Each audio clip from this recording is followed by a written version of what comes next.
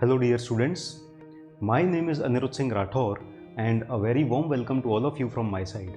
Now recently IIT Bombay ने कुछ changes introduce किए हैं अपने गेट 2021 के बारे में. Now क्या क्या changes हैं वो सारे के सारे उन्होंने अपने इन्फॉर्मेशन ब्रोशर के थ्रू कम्युनिकेट किए हैं.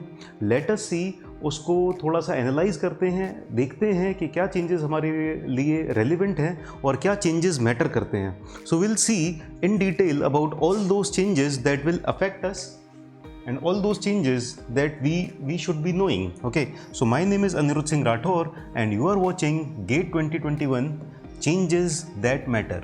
Okay, so one by one we will see all these changes. Now let me first guide you through the process कि इस वीडियो में हम किन किन पॉइंट्स के ऊपर डिस्कस करेंगे. Okay, so first of all important highlights of GATE 2021.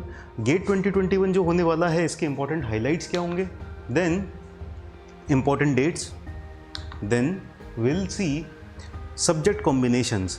Now यहाँ पर आप एक बहुत important feature ये ऐड किया है कि आप सिर्फ एक सब्जेक्ट नहीं दो सब्जेक्ट से एग्ज़ाम दे सकते हो. दैट मीन्स जैसे सिविल इंजीनियरिंग हो गया, आप सिविल इंजीनियरिंग या मैकेनिकल इंजीनियरिंग से देते थे, आप इनके साथ में एक और सब्जेक्ट कॉम्बिनेशन चूज़ कर सकते हो. So will discuss about that also. And then changes in syllabus for civil engineering.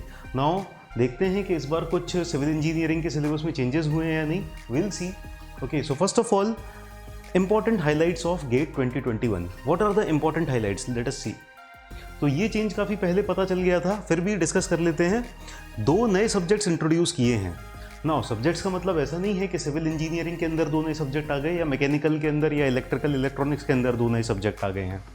इन दो नए सब्जेक्ट का मतलब है कि दो नए पेपर्स इंट्रोड्यूस हो गए हैं. सो गेट अकेले सिविल मैकेनिकल इलेक्ट्रिकल इनके लिए नहीं होता था, लाइफ साइंसेस के लिए भी होता था and many other subjects were there. So उनमें से दो सब्जेक्ट और ऐड हो गए हैं. दैट मीन्स इन्वायरमेंटल साइंस और इंजीनियरिंग और humanities, social sciences in economics, English, linguistics, philosophy, psychology, sociology, ये सारे सब्जेक्ट्स इंट्रोड्यूस हो गए हैं. मतलब इनका एक पेपर इंट्रोड्यूस हो चुका है. नाउ हमें किस सब्जेक्ट से मतलब है, एज अ सिविल इंजीनियर हमारे पास ऑप्शन आ गया है कि हम इन्वायरमेंटल साइंस और इंजीनियरिंग से भी एग्ज़ाम दे सकते हैं. ओके, नेक्स्ट मतलब कुछ विंडो और अपॉर्चुनिटी और ओपन हो गई है. आप सिविल इंजीनियरिंग से अगर कुछ अच्छी PSU या फिर MTech के लिए नहीं मिल पा रहा था, सो नाउ एक और एग्ज़ाम दे सकते हो आप. ओके, गेट के ही थ्रू इसी साल, और उस एग्ज़ाम की जो रैंकिंग आएगी वो सिविल इंजीनियरिंग की रैंकिंग से अलग होगी. तो इन दोनों एग्ज़ाम्स में से जो बेटर रैंकिंग होगी उसके अकॉर्डिंग आप अपनी MTech की डिसिप्लिन चूज़ कर सकते हो. Okay, so you have got one more option. Then syllabus of all the subject paper has been revised for GATE 2021. जितने भी सब्जेक्ट पेपर थे, सिविल, इलेक्ट्रिकल, मैकेनिकल, इलेक्ट्रॉनिक्स, सबका सिलेबस चेंज हो गया है. नाउ सिविल इंजीनियरिंग का हम देखेंगे, जैसे फोर्थ पॉइंट में मैंने बोला कि सिलेबस डिस्कस करेंगे क्या क्या चेंजेस हुए हैं. और बहुत अच्छी बात ये है आपके लिए, कुछ गुड न्यूज़ है सिलेबस के regarding. Okay, so you will be very happy. तो इस वीडियो को थोड़ा एंड तक देखिए आप and you will get to know what are the changes in the syllabus. Okay, so this is the second point. ये सारे इंपॉर्टेंट हाईलाइट्स हम अभी देख रहे हैं. Now third, eligibility criteria is relaxed. तो ये भी आपको शायद इन्फॉर्मेशन काफ़ी पहले से आ गई होगी कि अभी एलिजिबिलिटी क्राइटेरिया थर्ड ईयर के स्टूडेंट्स को भी इंक्लूड कर लिया गया है. ना अगर आप थर्ड ईयर स्टूडेंट हो और आप ये देखना चाहते हो कि गेट कैसा होता है, कैसी फील है, सो आप थर्ड ईयर में भी एग्ज़ाम दे सकते हो. और गेट का स्कोर 3 साल के लिए वैलिड रहता है. सो अगर आप 2022 में पास आउट ईयर है आपका, 2022 में पास आउट होने वाले हो कॉलेज से, तो आप अभी गेट का एग्ज़ाम दे सकते हो इस बार और एग्ज़ाम की फील ले सकते हो. और आपका गेट स्कोर 3 साल तक वैलिड रहेगा. तो अगर आपने इसी बार बहुत अच्छी रैंक लेके आ जाते हो, सो दैट मीन्स आप MTech के लिए अभी के गेट स्कोर कार्ड के ऊपर भी एडमिशन ले सकते हो. So that will be a very good feature. Okay, so these 3 points I hope आपको अच्छे से समझ में आ गए हैं. Let's move on to the next points. So next point, 1 और 2 subject papers are allowed. That means अगर आप सिविल इंजीनियरिंग स्टूडेंट थे तो अभी तक सिर्फ आप सिविल इंजीनियरिंग डिसिप्लिन से एग्ज़ाम दे सकते थे. नाउ आपके लिए ऑप्शन हो गया है कि आप एक प्राइमरी सब्जेक्ट अपना सिविल इंजीनियरिंग रख सकते हो और एक सेकेंडरी सब्जेक्ट कोई दूसरा आप चूज़ कर सकते हो। नाउ आप कोई भी सब्जेक्ट चूज़ नहीं कर सकते, जैसे कि सिविल इंजीनियरिंग और मैकेनिकल इंजीनियरिंग का कॉम्बिनेशन बना लिया। Okay, there is a list of combination of subjects. तो उस लिस्ट में से आपको चूज़ करना है आपकी ब्रांच के according. So there will be one primary subject and there will be one secondary subject जिनसे आप एग्ज़ाम दे सकते हो। Okay, so this is one more flexibility added. तो काफ़ी अच्छे चेंजेस हैं, काफ़ी यूनिक चेंजेस हैं, आज से पहले कभी देखे नहीं गए थे, कभी सोचे नहीं गए थे इस तरह के चेंजेस। इस तरह के चेंजेस इस बार IIT बॉम्बे ने इंट्रोड्यूस किए हैं। Now next, all test papers of GATE 2021, एक और नया फीचर बहुत ही important, right. All the test papers of GATE 2021 will be entirely objective type. ये तो पहले से ही अभी काफ़ी टाइम से ऑब्जेक्टिव टाइप होते आ रहे हैं, कन्वेंशनल टाइप तो गेट ने काफ़ी पहले से हटा दिए हैं, पर पैटर्न ऑफ क्वेश्चंस में एक नया पैटर्न इंक्लूड कर दिया। देखिए, मल्टीपल चॉइस क्वेश्चन पहले से ही होते थे। मल्टीपल चॉइस क्वेश्चन में क्या होता था, 4 ऑप्शंस गिवन रहते थे और उनमें से सिर्फ एक ऑप्शन करेक्ट होता था, वो ऑप्शन आपको चूज़ करना होता था। Numerical ability type, numerical answer type, numerical answer type questions भी अभी तक आते थे, जिसमें आपको एक रियल नंबर की वैल्यू पुट करनी पड़ती थी। अगर वो रेंज के अंदर लाई कर रही है तो आपका आंसर करेक्ट, अदरवाइज उसके लिए नेगेटिव मार्किंग नहीं होती थी। नाउ एक तीसरा टाइप का multiple select questions. Now multiple select questions थोड़ा अपने आप में एक यूनिक टाइप का है, जो कि पहली बार इंप्लीमेंट किया जा रहा है। मल्टीपल सेलेक्ट क्वेश्चंस में ऐसा होगा, ऑप्शंस विल बी गिवन और उन ऑप्शंस में से एक ऑप्शन या फिर एक से ज़्यादा ऑप्शंस करेक्ट हो सकते हैं। नाउ सपोज एक से ज़्यादा ऑप्शंस करेक्ट हैं, तो आपको वो सारे के सारे करेक्ट ऑप्शंस मार्क करने पड़ेंगे, तभी आपको उस क्वेश्चन के मार्क्स अलोकेट होंगे। अदरवाइज इसमें भी नेगेटिव मार्किंग नहीं होगी, 0 मार्क्स अलोकेट हो जाएंगे। ओके, सो इनके बारे में थोड़ा सा डिटेल में हम पढ़ते हैं। सबसे पहले multiple choice questions. Multiple choice questions में आउट ऑफ 4 चॉइसेस सिर्फ एक करेक्ट आंसर होता था। ओके, तो इस करेक्ट आंसर को आपको टिक करना होता था। अगर गलत हुआ तो 33% नेगेटिव मार्किंग हो जाएगी, और अगर आपने इसको अटेम्प्ट नहीं किया तो 0 मार्क्स। ओके, कोई मार्क्स डिडक्ट नहीं होते हैं। नाउ मल्टीपल सेलेक्ट क्वेश्चंस, ये इस बार ऐड हो रहे हैं। These are newly added in this pattern. Now यहाँ पर 1 और more than 1 correct answers out of 4 choices, तो आपको पहले से पता नहीं होगा कि इसमें सिर्फ एक ही करेक्ट है या 2 करेक्ट हैं या 3 करेक्ट हैं। ओके, तो क्वेश्चन को देख के, पढ़ के, अच्छे से समझ के आपको देखना होगा कि कितने ऑप्शंस करेक्ट हैं और वो सारे के सारे ऑप्शंस को मार्क करना होगा। Okay, so marks will be allotted only when all the correct options are selected. Suppose कोई क्वेश्चन है जिसमें option A, B, C, D are given. Okay, now option A correct है, ऑप्शन C करेक्ट है, option D correct है।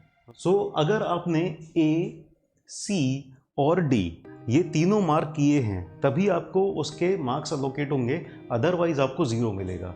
यहाँ पर भी कोई भी नेगेटिव मार्किंग नहीं है, तो घबराने की बात नहीं है। अगर गलत हो जाता है तो उतना ज़्यादा नुकसान नहीं होगा, एक सही मार्क्स जाने का तो नुकसान होगा, बट गलत या नेगेटिव मार्किंग अलोकेट होने का नुकसान नहीं होगा। ओके, नाउ कुछ डाउट ऐसा आ सकता है कि यहाँ पर अगर सपोज A, C और D आंसर है, मैंने A और C मार्क कर दिया, तो क्या मुझे पार्शियल मार्क्स अलोकेट होंगे? नहीं, बिल्कुल नहीं। अगर आप तीनों को मार्क करोगे तभी आपको फुल मार्क्स अलोकेट होंगे, अदरवाइज पार्शियल मार्क्स अलोकेट नहीं होंगे। Okay, so no negative marking and no partial marking. Okay, या तो पूरे के पूरे मार्क्स मिलेंगे या फिर 0 मार्क्स मिलेंगे। ओके, और अगर आपने अटेम्प्ट नहीं किया तो भी 0 मार्क्स मिलेंगे। Next is numerical ability type, numerical answer type. Numerical answer type, now यहाँ पर एक रियल नंबर आंसर होगा। ओके, क्वेश्चन दिया रहता है और एक ब्लैंक दिया रहता है और आपको आंसर पुट करना होता है, तो एक रियल नंबर आंसर होगा। रियल नंबर की डेफिनेशन अब मुझे बताने की ज़रूरत नहीं है, you are engineers, you know what is the meaning of real number. So real number will be the answer, you have to input the correct answer to get the full marks, otherwise यहाँ पर भी negative marking नहीं है। तो 3 तरह के pattern होंगे questions के, जिनमें से सिर्फ एक पैटर्न ऑफ क्वेश्चन ऐसा होगा जिसमें नेगेटिव मार्किंग होगी, बाकी 2 पैटर्न्स में नेगेटिव मार्किंग नहीं होगी। Okay, 0 marks for not attempting. Suitable range भी प्रोवाइड की जाएगी। कई बार जैसे आपने एक्सेलरेशन ड्यू टू ग्रेविटी की वैल्यू 9.81 की जगह 9.8 ले ली, या फिर किसी ने 10 ले ली, तो जो राउंड ऑफ के एरर्स होते हैं उनको अवॉइड करने के लिए जो भी आंसर होगा उसकी एक रेंज दे दी जाएगी, एक सूटेबल रेंज। जैसे सपोज 18.2 आंसर आ रहा है एकदम correct, so range will be given something like 18 से 18.5।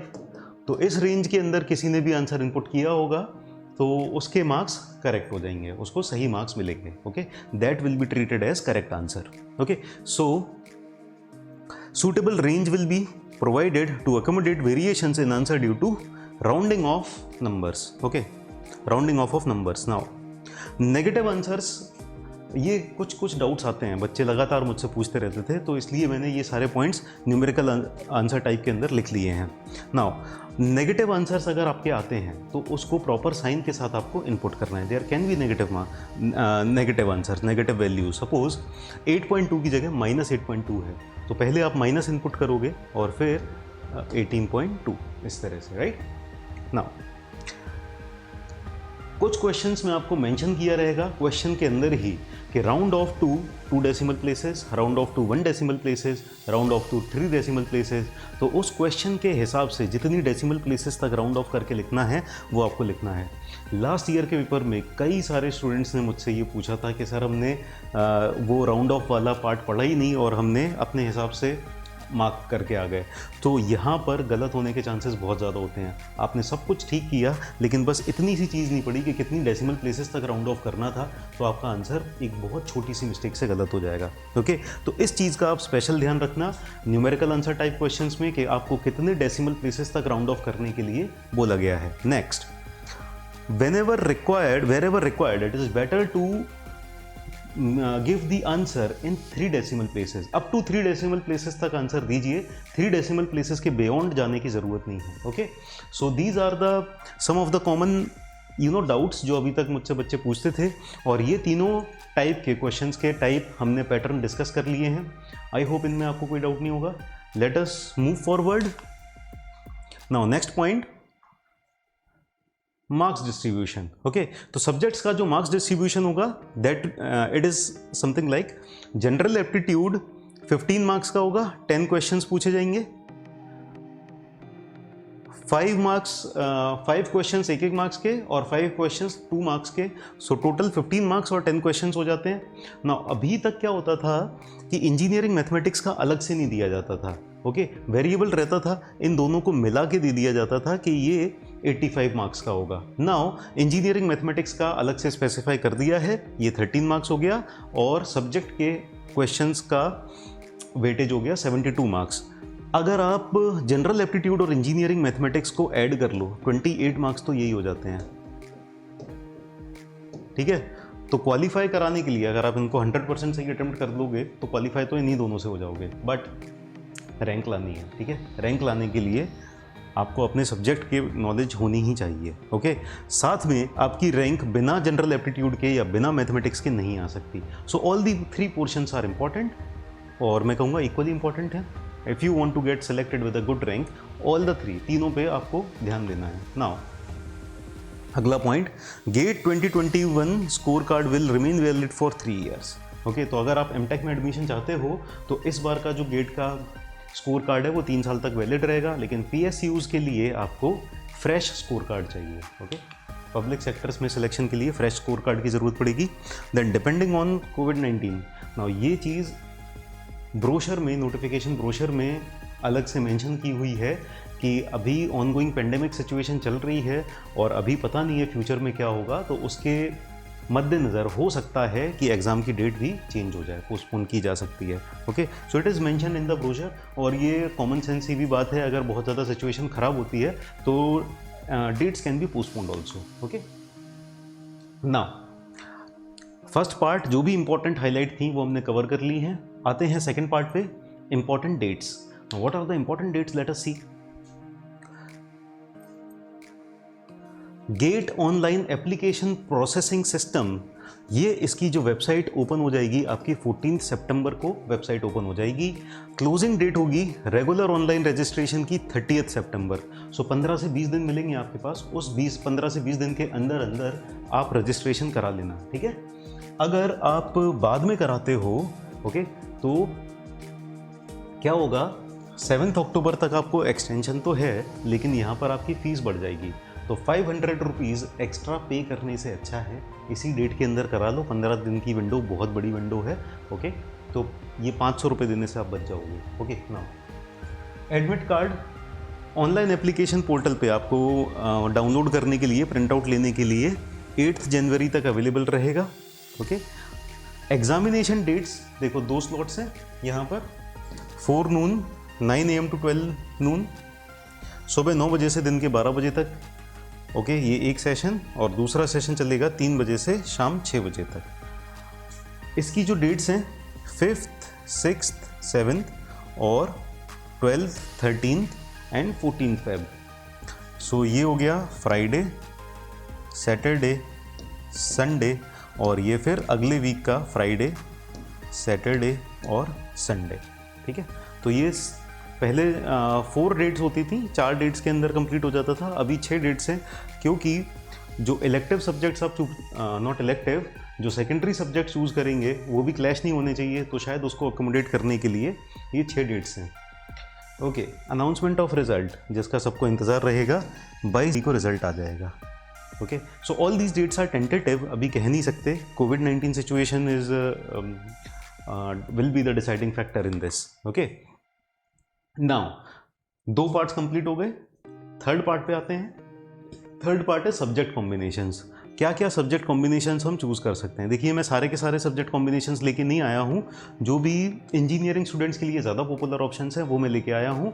अगर आपको अपने ब्रांच के सब्जेक्ट ऑप्शंस को देखना है, so you can download the information brochure and you can look. Now primary paper, अगर आपका प्राइमरी पेपर है आर्किटेक्चर एंड प्लानिंग, तो आप सेकेंडरी पेपर ऑप्ट कर सकते हो सिविल इंजीनियरिंग। तो यू नो ये कुछ कॉम्बिनेशंस हैं, इनके बाहर नहीं जा सकते ओके। तो आर्किटेक्चर एंड प्लानिंग है, you can opt for secondary paper civil engineering. Now अगर आपका प्राइमरी पेपर सिविल इंजीनियरिंग है, you can opt for architecture and planning as well as environmental science and engineering. So environmental science and engineering ये पहली बार introduce हुआ है, इसी साल introduce हो रहा है। Now computer science and information technology, उसके साथ आप सेकेंडरी सब्जेक्ट चूज कर सकते हो mathematics. Electronics and communication engineering, इसके साथ आप इंस्ट्रूमेंटेशन इंजीनियरिंग और फिजिक्स, इन दोनों में से कोई भी एक ले सकते हो। इलेक्ट्रिकल इंजीनियरिंग, अगर आपका प्राइमरी पेपर इलेक्ट्रिकल इंजीनियरिंग है, you can opt for instrumentation engineering.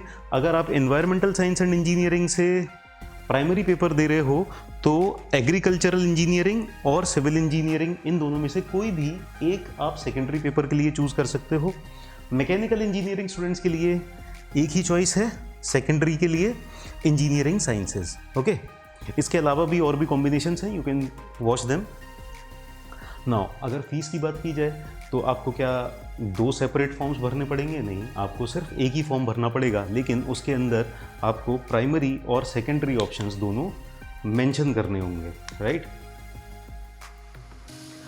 और फीस का क्या, जो फीस होगी, जैसे सपोज आपने सिविल इंजीनियरिंग भरा, सिर्फ किसी स्टूडेंट ने सिर्फ सिविल इंजीनियरिंग भरा, तो उसके लिए फीस होगी 1500 फॉर जनरल कैटेगरी स्टूडेंट्स, और ऐसी मतलब जो रिजर्व कैटेगरीज हैं, और फीमेल के लिए 750 होगा। और अगर 2 पेपर चूज करते हैं, तो ये जो फीस है वो पर पेपर है ओके, पर पेपर है। तो अगर आपने 2 पेपर किए तो सीधे सीधे डबल हो जाएगा ओके। नेक्स्ट आगे बढ़ते हैं। तो सब्जेक्ट कॉम्बिनेशंस हो गया। अब हम मोस्ट इंपॉर्टेंट पार्ट पे आते हैं सिविल इंजीनियरिंग स्टूडेंट्स के लिए, कि सिविल इंजीनियरिंग के सिलेबस में क्या चेंजेस हैं इस बार। तो कुछ प्लेजेंट सरप्राइजेस देखने को मिल रहे हैं ओके। 1 बाय 1 देखते हैं। तो हम साइड बाय साइड कंपेयर करेंगे। इस तरफ होगा गेट 2020 का, यानी पिछले साल का सिलेबस, और इस तरफ होगा इस साल का सिलेबस। तो सबसे पहले मैथमेटिक्स। मैथमेटिक्स के अंदर section 1 is engineering mathematics. Mathematics में if you see linear algebra, exactly same, कोई भी चेंजेस नहीं है। कैलकुलस, कैलकुलस में आपका ये वाला जो पार्ट है मैक्लॉरिन सीरीज, ओके, ये रिमूव हो गया है। ओके, अभी आपको मैक्लॉरिन सीरीज नहीं पढ़ना। फिर यहाँ पर Stokes, Gauss and Green's theorem, ये भी नहीं पढ़ना आपको। ओके, तो कैलकुलस में से ये दो पार्ट हट गए हैं। आगे चलते हैं। ऑर्डिनरी डिफरेंशियल इक्वेशंस, इसके अंदर से आपको Laplace transform and its application, ये वाला पार्ट रिमूव हो गया है। पार्शियल डिफरेंशियल इक्वेशन एग्जैक्टली वैसे ही है। नेक्स्ट, तो ये जितने भी मैं बता रहा हूँ आप पॉज करके नोट डाउन कर लेना, या फिर इसकी पीपीटी आप डाउनलोड कर लेना, मैं इसको अवेलेबल करा दूंगा। Okay, next is probability and statistics. तो गेट 2020 और गेट 2021 के सिलेबस को अगर कंपेयर करें तो हाइपोथेसिस टेस्टिंग यहाँ से हट गया है, लेकिन लीनियर रिग्रेशन नया टॉपिक है, ये ऐड हो गया है। तो सिर्फ एक टॉपिक ये ऐड हुआ है। ओके, हाइपोथेसिस टेस्टिंग हट गया है। नाउ न्यूमेरिकल मेथड्स में least square approximation is removed. Okay, ये हट गया। आगे चलते हैं। स्ट्रक्चरल इंजीनियरिंग, अब हम हमारे सब्जेक्ट पेपर्स पे आ जाते हैं। Structural engineering, now structural engineering में सबसे पहला पार्ट है इंजीनियरिंग मैकेनिक्स का। So in engineering mechanics kinematics of point mass and rigid body, ये हट गया है।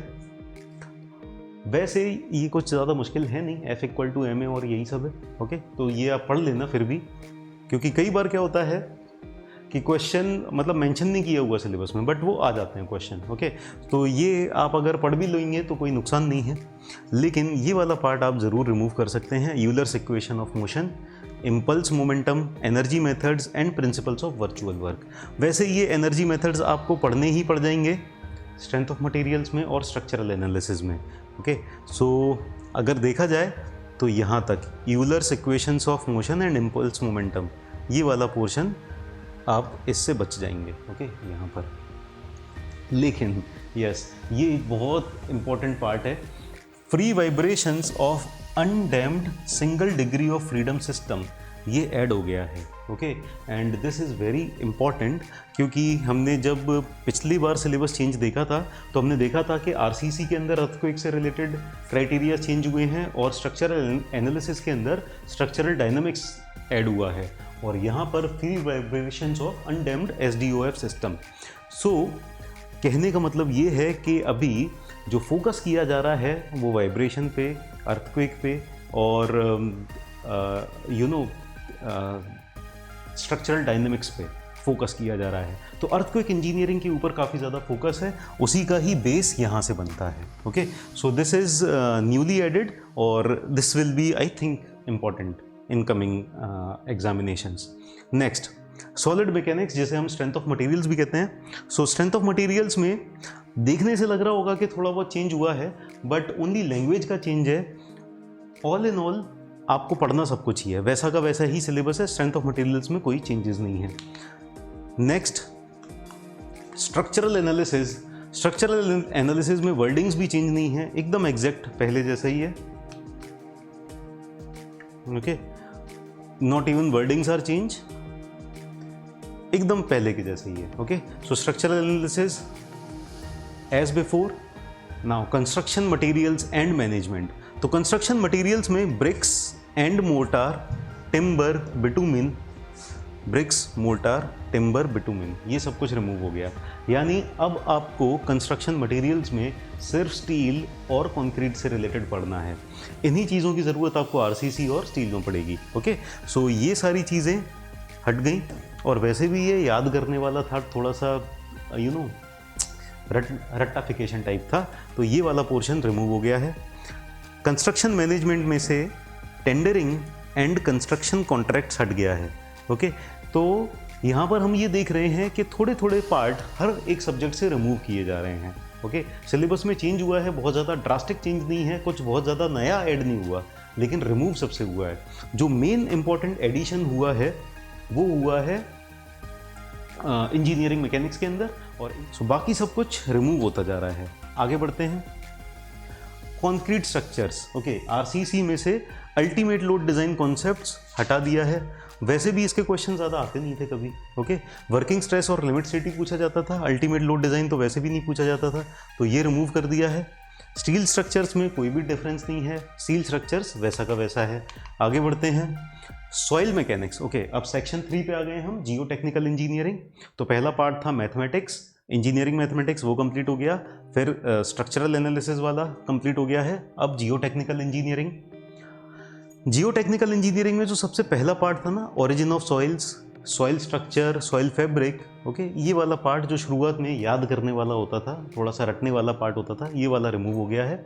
अभी पूरा कॉन्सेप्चुअल पार्ट बचा हुआ है, ठीक है।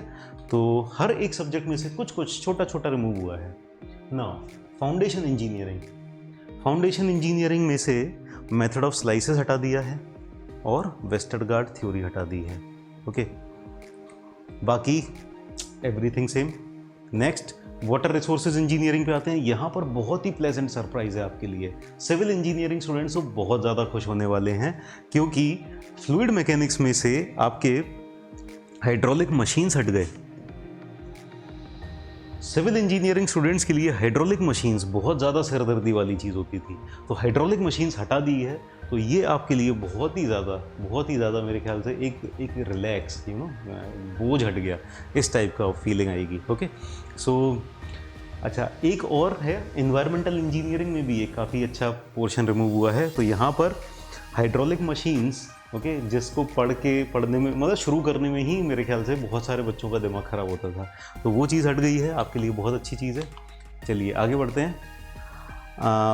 यहाँ पर हाइड्रोलॉजी में कोई चेंज नहीं है। इरिगेशन के अंदर कैनाल रेगुलेटरी वर्क्स ये रिमूव हो गए हैं, और आउटलेट्स एंड एस्केप्स ये रिमूव हो गए हैं। ओके, बाकी everything is same. Let's move forward.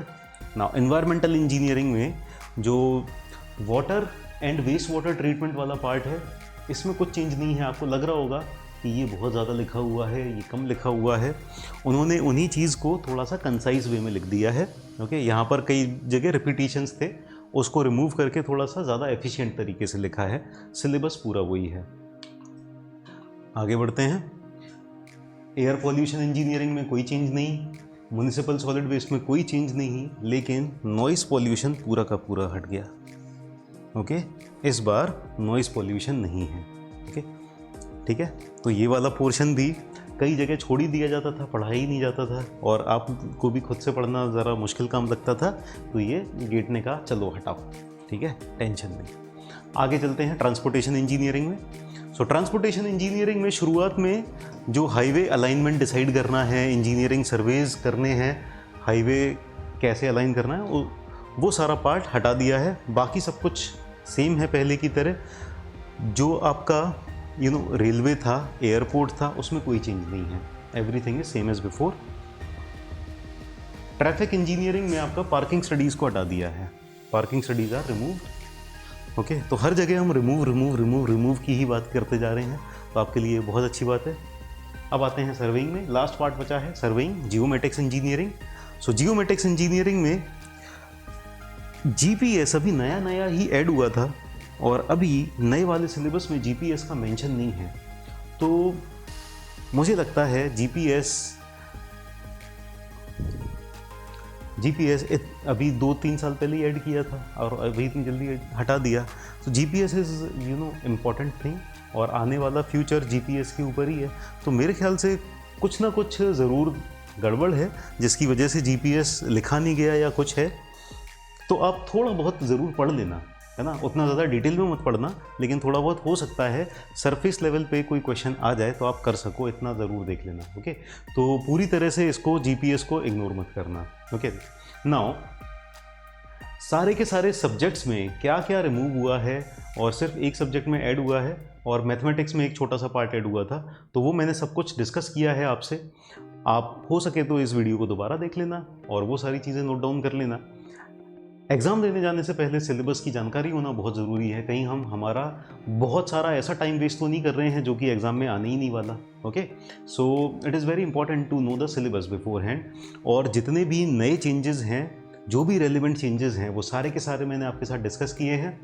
अगर ये वीडियो आपको अच्छा लगा तो ज़रूर लाइक करिए, और अगर नहीं अच्छा लगा तो मत लाइक करिए, लेकिन मुझे बता दीजिए क्या आप और क्या इम्प्रूवमेंट देखना चाहेंगे। So thank you dear students. I hope आपको ये वीडियो अच्छा लगा और आपको ज़रूर इस वीडियो को देख के हेल्प मिली होगी। So let's crack it. Thank you dear students, bye bye, take care, see you next time.